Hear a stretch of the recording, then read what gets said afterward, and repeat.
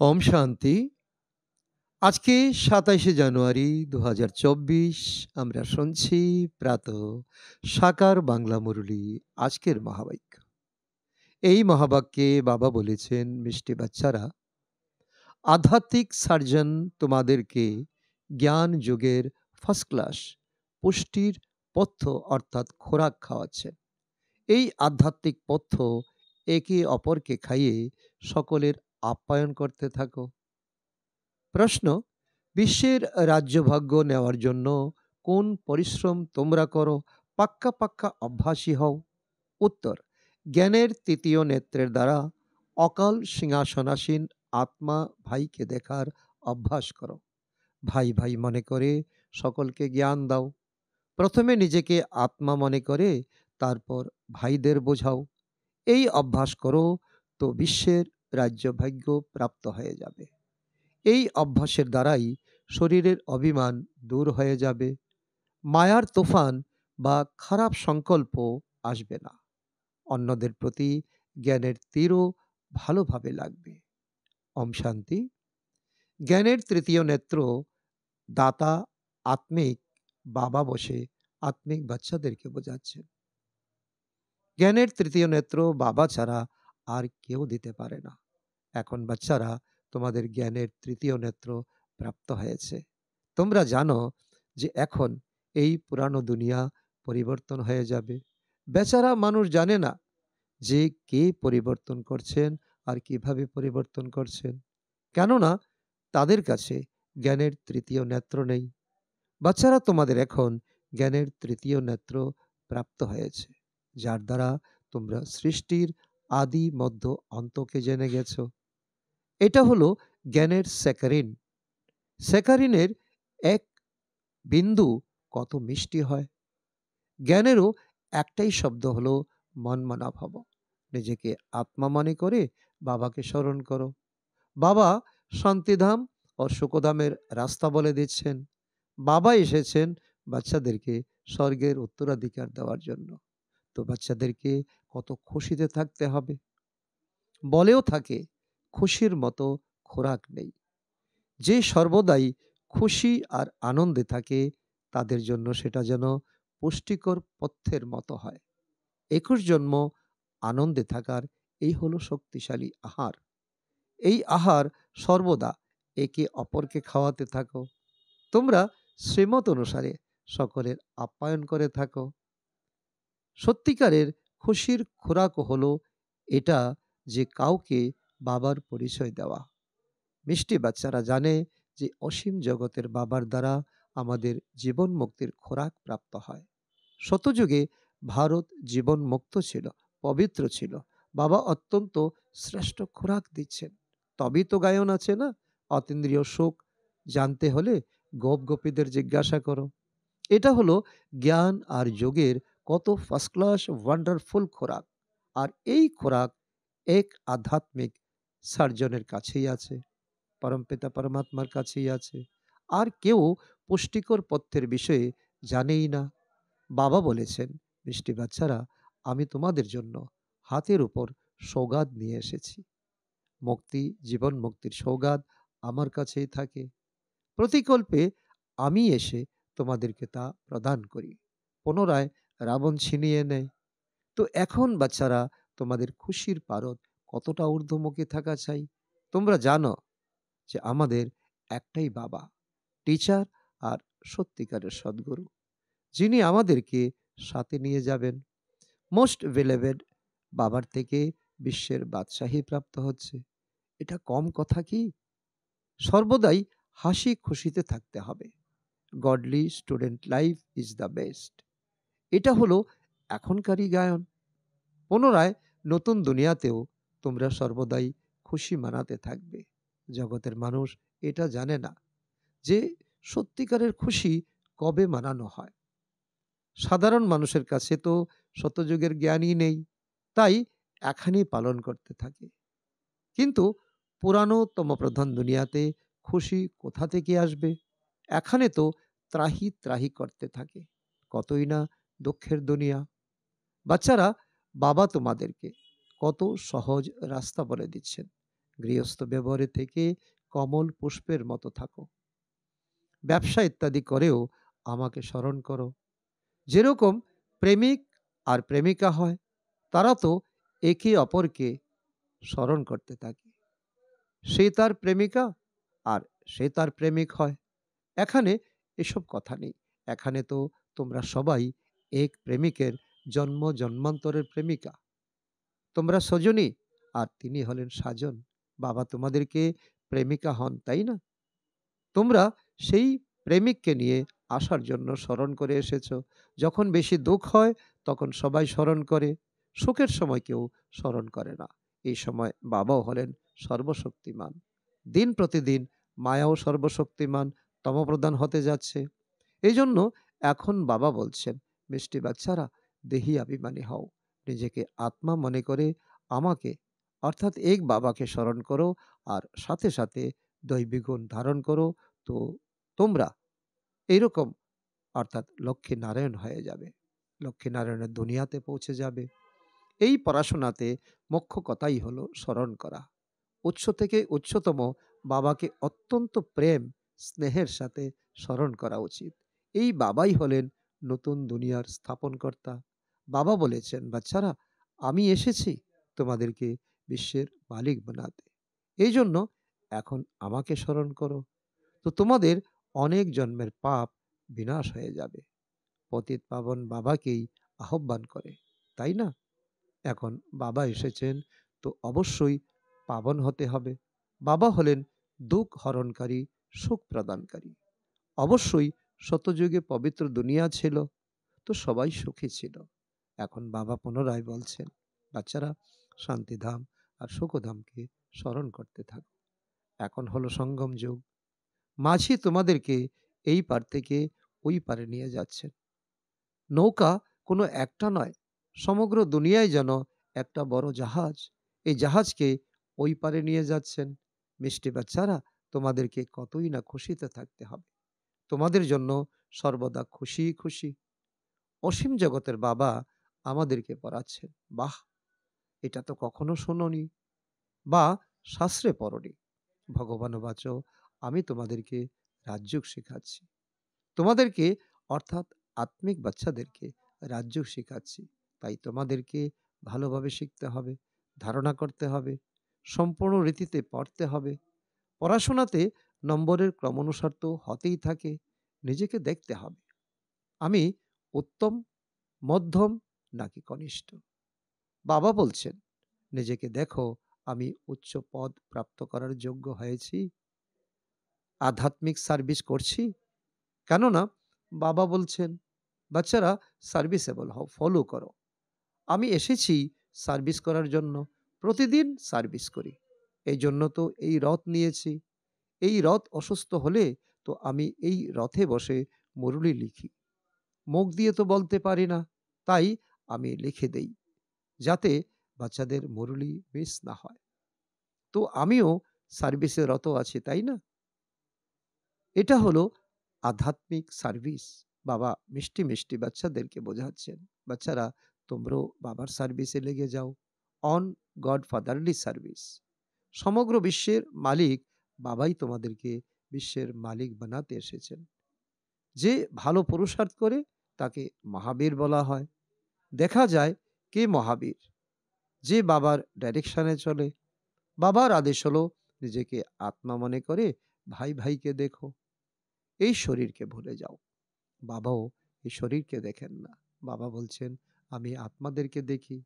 এছাড়া এটা তো জ্ঞান আছে না, যে আত্মা শরীর ছাড়া কথা বলতে পারে না। আমিও এই শরীরে এসেছি, লোন নিয়েছি। শরীরের সাথেই আত্মা পড়াশোনা করতে পারে। বাবার বসার স্থান হলো এখানে। এটা হলো অকাল সিংহাসন। আত্মা হলো অকাল মূর্তি। আত্মা কখনো ছোট বড় হয় না, শরীর ছোট বড় হয়। যে সমস্ত আত্মারা আছে তাদের সকলেরই স্থান হলো এই ভ্রকুটির মাঝে। শরীর তো সকলেরই ভিন্ন ভিন্ন হয়। কারুর অকাল সিংহাসন হলো পুরুষের, কারো অকাল সিংহাসন হলো স্ত্রীর, কারুর অকাল সিংহাসন হলো বাচ্চার। বাবা বসে বাচ্চাদেরকে আধ্যাত্মিক ড্রিল করা শেখাচ্ছেন। যখন কারো সাথে কথা বলো, তো প্রথমে নিজেকে আত্মা মনে করো। আমি আত্মা, অমুক ভাইয়ের সাথে কথা বলছি। বাবার বার্তা দাও। বলো, শিব বাবাকে স্মরণ করো।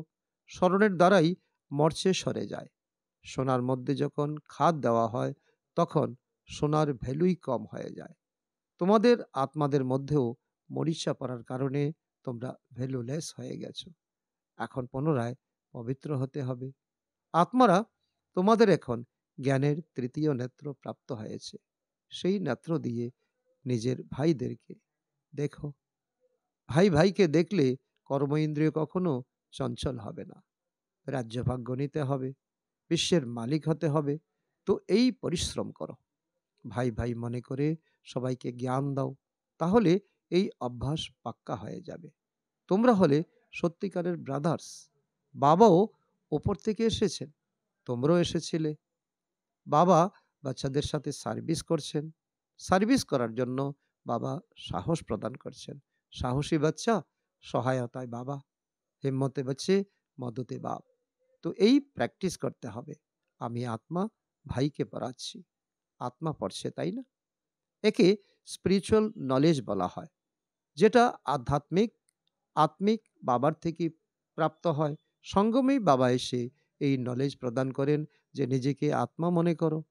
তোমরা অশরীরে এসেছিলে, পুনরায় এই শরীর ধারণ করে তোমরা 84 জন্ম পার্ট প্লে করছো। এখন পুনরায় বাড়ি ফিরে যেতে হবে। এই জন্য নিজেকে আত্মা মনে করে ভাই ভাইয়ের দৃষ্টি দিয়ে দেখতে হবে। এই পরিশ্রম করতে হবে। নিজের জন্য পরিশ্রম করতে হবে। অন্যের জন্য আমার কি আসে যায়? Charity begins at home. অর্থাৎ প্রথমে নিজেকে আত্মা মনে করে তারপর ভাইদের বোঝাও। তাহলে ভালোভাবে তীর লাগবে। এই শক্তি ভরে দিতে হবে। পরিশ্রম করলে তবেই উচ্চ পদ পাবে। বাবা এসেইছেন ফল দেওয়ার জন্য। তাই পরিশ্রম তো করতেই হবে। কিছু সহ্যও করতে হবে। কেউ উল্টো পাল্টা কথা বললে তোমরা চুপ করে থাকবে। তোমরা চুপ থাকলে তো অন্যেরা কি করবে? তালি দুই হাত দিয়ে বাজে। একজন মুখের তালি বাজালে অন্যজন চুপ করে থাকলে তো প্রথমজন নিজে থেকেই চুপ হয়ে যাবে।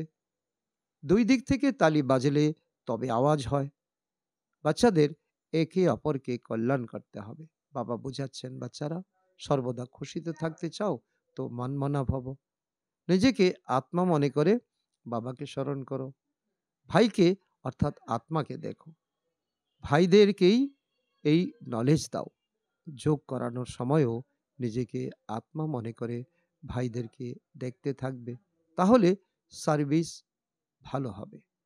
বাবা বলছেন, ভাইদেরকে বোঝাও। সকল ভাই বাবার থেকে উত্তরাধিকার নিচ্ছে। এই আধ্যাত্মিক নলেজ একইবার তোমাদের ব্রাহ্মণ বাচ্চাদের প্রাপ্ত হয়। তোমরা হলে ব্রাহ্মণ, পুনরায় দেবী দেবতা তৈরি হচ্ছ। এই সঙ্গম যুগকে কি ছেড়ে দেবে? তাহলে পার করবে কি করে? পতিত কেন হবে? এটা হলো ওয়ান্ডারফুল সঙ্গম যুগ। তো বাচ্চাদেরকে আত্মিক যাত্রাতে থাকার অভ্যাসী হতে হবে। তোমাদেরই ভালোর জন্য বলা হচ্ছে। বাবার শিক্ষা ভাইদেরকে দিতে হবে। বাবা বলছেন, আমি তোমাদেরকে অর্থাৎ আত্মাদেরকে জ্ঞান শোনাচ্ছি। আত্মাদেরকেই দেখছি। মানুষ মানুষের সাথে কথা বলার সময় তার মুখ দেখে, তাই না? তোমরা যখন আত্মার সাথে কথা বলবে তো আত্মাকে দেখবে। যদিও শরীরের দ্বারা জ্ঞান শোনাও, তথাপি এখানে শরীরের অভিমানকে ত্যাগ করতে হবে।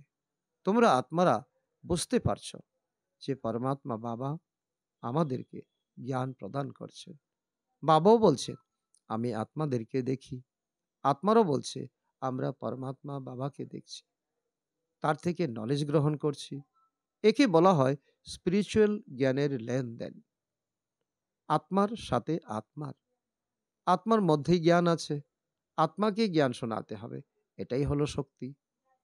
তোমাদের জ্ঞানে এই শক্তি এসে গেলে তো যে কাউকে জ্ঞান বোঝানোর সাথে সাথেই তীর লেগে যাবে।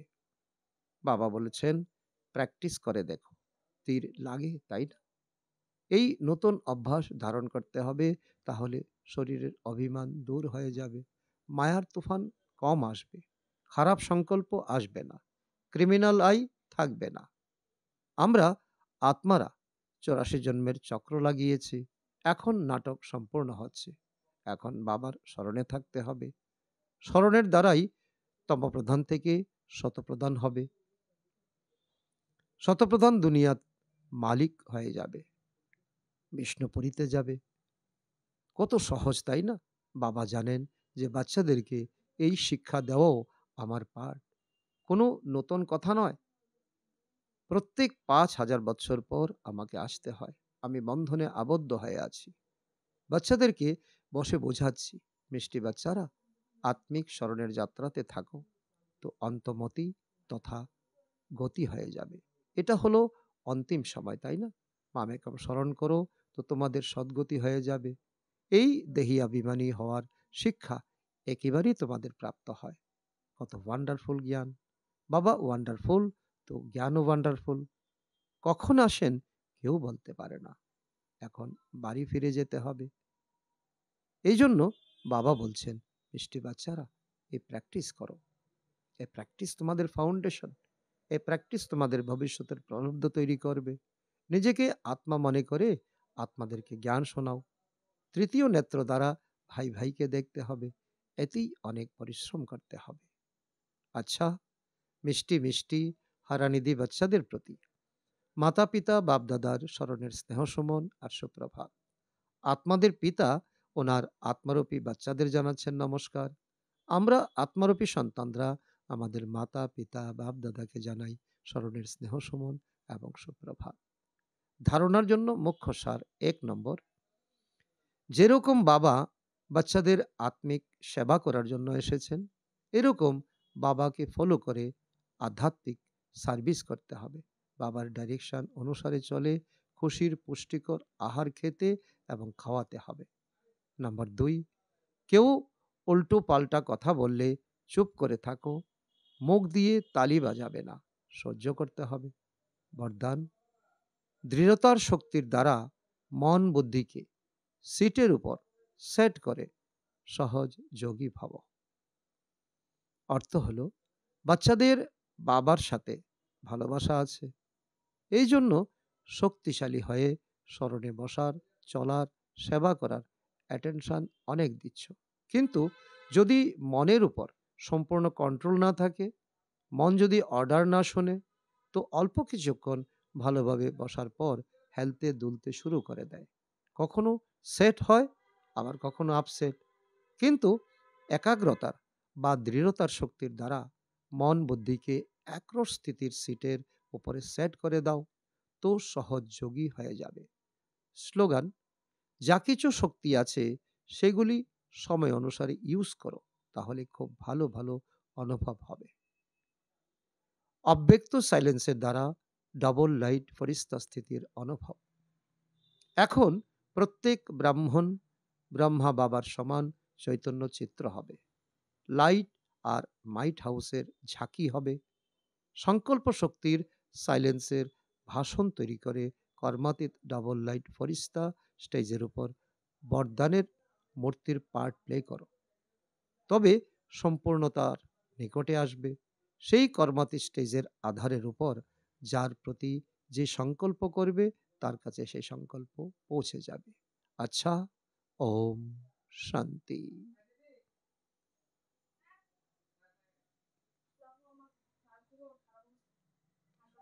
করে? হ্যাঁ।